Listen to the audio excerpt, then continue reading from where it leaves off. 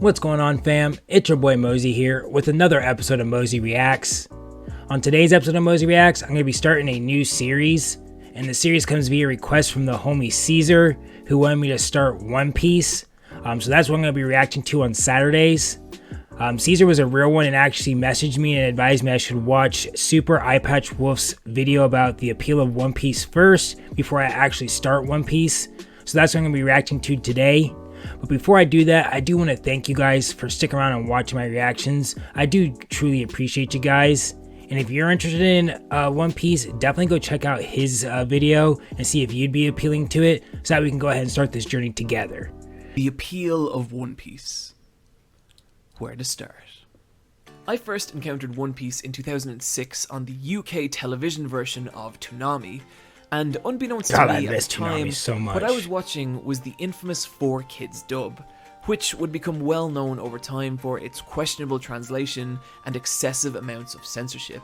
Oh, that's so shitty. I really came to enjoy. That's a big difference between smoking a cigarette and sucking a lollipop. The series had a unique playfulness to it that made it stand out from other more stoic series I'd seen up until this point, like Bleach and Dragon Ball Z. And even in the show's more dramatic moments, there was always a tremendous amount of fun to be had. On a trip to Japan, it became obvious what a massive deal One Piece actually was. Around every corner in every shop seemed to lie another new piece of Straw Hat Pirate merchandise. Luffy and his ragtag crew were everywhere on everything. It was incredible to see how what I thought was a simple show about pirates utterly dominate the mass consciousness of a single country. The closest thing I could liken it to was the Simpsons mania of early 90s America. This was, of course, before I started. I know it was that big. Like global sales figures and weekly. I know it was the big three, and if but I had, I would have known things like the fact that One Piece has sold over 400 million units worldwide, making it the third biggest selling comic in existence, recently beating out Spider-Man for the number 3 spot, leaving only Batman and Superman ahead of it. Damn! In 2016, did not know it was that popular. 859,956 units, and Superman sold 828,069 units. And you could even roughly double the sales of both series by taking into account all their offshoot titles. And it still wouldn't even come close to the 12 million in sales that One Piece sold that same year. And where things really start to get crazy is that if these trends were to continue and One Piece were to run for another decade, it would nearly certainly surpass Batman in lifetime global sales. And if it were to run for another 2 decades, which for Oda's sake I hope doesn't happen, it would surpass even Superman, becoming the biggest selling comic in existence. Now, I'm not saying I think to be honest, it's better than hell Batman and Superman, but just because those are such that's the only reason they're beating a pirate boy One made Piece. of rubber managed to capture the hearts and minds of so many people worldwide. Our hero on this voyage is the energetic young pirate, Monkey D. Luffy.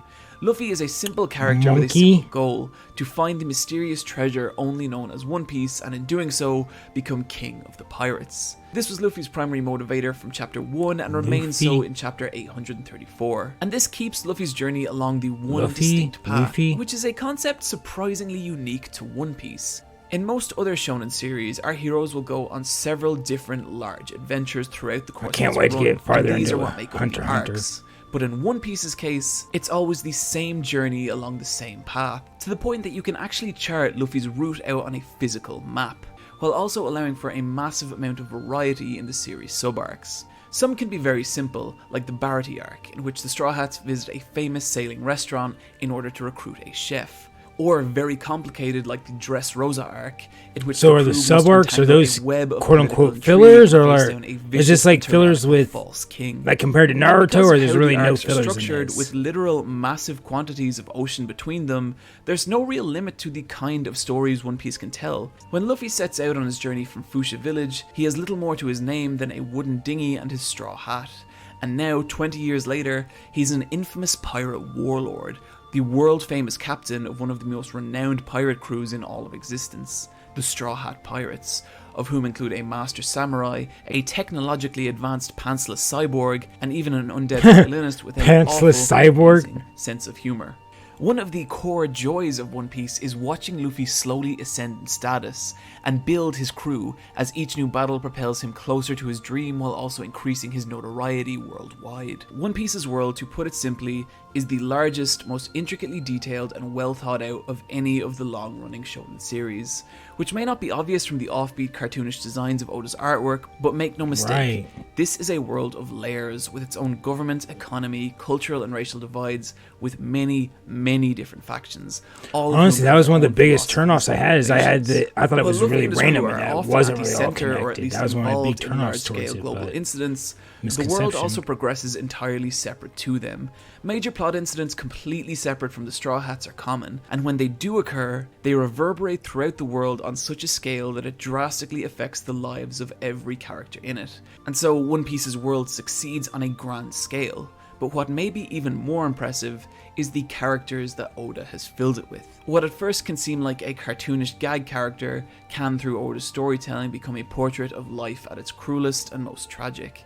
And this information is often delivered through weighty flashback stories, in which we're taken through the key moments of a character's life. And oh god, please not flashbacks. Can kill the momentum of a series, Oda uses them in such a way to give his characters weight, grounding, and motivation that otherwise just wouldn't be possible. Like, I'll trust him, but I remember flashbacks in Naruto, which were fucking. This guy has a backstory that is absolutely heartbreaking, and upon hearing it, it completely changes everything about how you see him. Moving swiftly along. Actually, no, wait, no. I know some of you out there don't believe me, so we're gonna prove it. Let's do this. Senor Pink started out his adult life as a member of the brutal Don Quixote crime family, where his days were frequently filled with criminal activity and brutal violence. Until one day, in the pouring rain, he met a woman who he immediately fell in love with. They got married, had a child, and for a while at least, everything was perfect. Except that Pink was still involved in the Don Quixote family, which he hid from his wife for fear that she might leave him. One day he's called away on a secret mission and disappears for an entire week, and upon returning, discovers that the day he left, his precious son had passed away, and now his wife, furious and heartbroken, demands an explanation, and he tells her everything, at which point she demands he stay away from her, rushes from the home in the pouring rain, before getting into an accident that leaves her in a vegetative state. Pink, devastated by the events, visits her every day in hospital, until one day, on a whim, puts on a bonnet reminiscent of their son in an attempt to entertain her. He continues to dress more and more elaborately, even enduring the ridicule of everyone around him. Years later, his wife too has passed, but he still dresses this way out of remembrance for her and of his beloved son.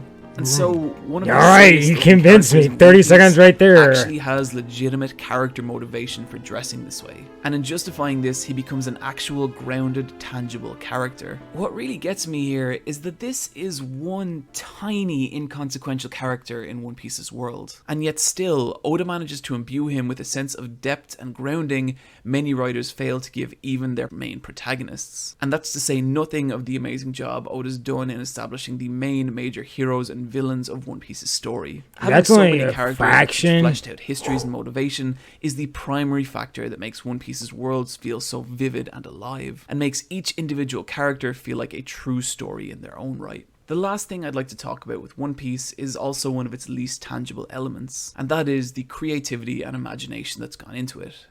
There's always a sense that when reading One Piece, Oda himself is enjoying the world and characters more than anyone. It can be seen in the new and creative ways Luffy uses his at first seemingly limited power. It can be seen in the bizarre visual design of many of the world's inhabitants and the camaraderie that takes place between the Straw Hats, and even in the ever-evolving unique structure of Oda's story arcs. He always seems like an author not striving to hit a deadline, but an artist creating a world and story distinctly of his own vision. So with all that in mind, where should you start?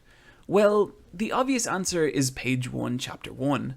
The manga is for the most part a fantastic read, but I understand people's reluctance to get into it given its insane length. And the anime comes with many of its own issues too, part 2 of why I didn't really get into this show. And masses of filler. But if you're curious to know if One Piece really is for you or not, or even if you just want to dip your toe in, allow me to present a different option, and that is the fantastic One Piece Movie 6. Alrighty, well that was it for the appeal of One Piece. Huge shout out to Super Eyepatch Wolf for making that video. Great video. Definitely got me more interested in One Piece. Like he was saying there at the end, like if you're interested in dipping your toes in it, you should watch the movie.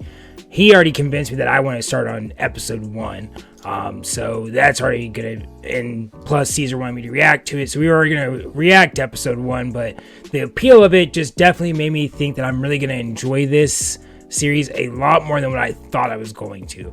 I personally thought One Piece, since it had so many episodes, there was really no rhyme or reason to it. I thought it was just honestly like The Simpsons or Family Guy or stuff, where it's like you don't necessarily need to see one episode to understand what's going on in the other. This made it seem like it is sort of like not every episode you need to see, but it did make it seem like there is an overall story to it, which would make it more enjoyable. So with that being said, we will go ahead and react to the whole entire series. If you guys have any recommendations on the order in which I should watch them, definitely drop the comment below or feel free to message me. Anyways, it's been real, it's been fun, it's been real fun. Later on.